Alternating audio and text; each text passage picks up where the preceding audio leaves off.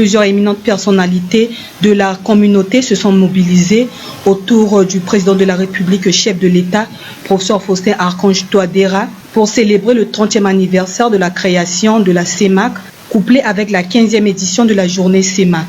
À son arrivée, le président de la République, chef de l'État, professeur Faustin Archange Touadéra, président en exercice de la conférence des chefs d'État de la CEMAC, est accueilli par le DG de la police et de la gendarmerie, le maire de la ville de Bangui, le ministre du Plan, le ministre des Affaires étrangères et le président de la commission de la CEMAC, son Excellence Balthazar Egonga Edjo. Après la levée des couleurs et l'exécution des hymnes des 6 États par la fanfare militaire, s'en est suivi l'hymne de la CEMAC par la chorale Saint-Martyr de l'Ouganda. Dans son allocution, le président de la commission de la CEMAC a souligné que l'intégration en Afrique centrale est un processus laborieux, lent et difficile, mais son idée reste brillante et son avenir prometteur. Il y a fort longtemps que des gens mal intentionnés ont annoncé le démantèlement de la CEMAC, prétendant que l'intégration en Afrique centrale est impossible. Or, elle offre en Afrique centrale une meilleure intégration avec ses politiques communes et constitue un symbole avec sa monnaie commune.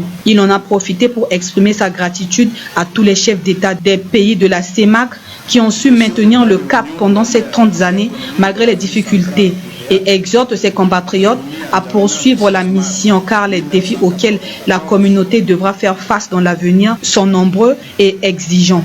Pour le chef de l'État, professeur Faustin Archange Touadéra, président en exercice, il a affirmé que la longue marche depuis l'UDEAC a marqué d'innombrables empreintes en matière d'intégration qui avaient besoin d'être renforcées. Ainsi, la vision des pères fondateurs de notre communauté est de faire de la CEMAC un espace économique intégré, émergent, où règne la sécurité, la solidarité et la bonne gouvernance. Le président a rassuré ses concitoyens de la communauté qu'il y a eu effectivement des progrès réalisés durant ces 30 années et invite la commission de la CEMAC ainsi que toutes les institutions concernées de tout mettre en œuvre pour venir à bout de ces entraves qui fragilisent encore cette marche commune vers une intégration totale et aussi d'intégrer les questions sécuritaires dans ses actions. J'instruis donc le président du Conseil des ministres de l'UEAC et celui du comité ministériel de l'UMAC de procéder très rapidement à une évaluation de la mise en œuvre de toutes les instructions issues des 5 dernières conférences des chefs d'État et de nous en faire rapport. En souhaitant une bonne fête à tous mes frères chefs d'État de notre sous-région, je voudrais, en leur nom et au mien propre, remercier l'ensemble des acteurs ici présents, les missions diplomatiques et tous les partenaires techniques et financiers qui nous accompagnent dans notre marche vers l'intégration effective.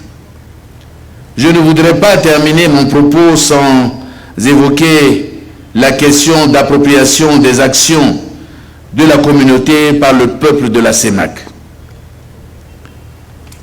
La célébration de ce centenaire qui s'étend sur plusieurs mois donne l'occasion à toutes les institutions, organes et institutions spécialisées de suffisamment communiquer sur leurs activités afin de permettre aux populations de mesurer les bienfaits de la communauté dans leur vie.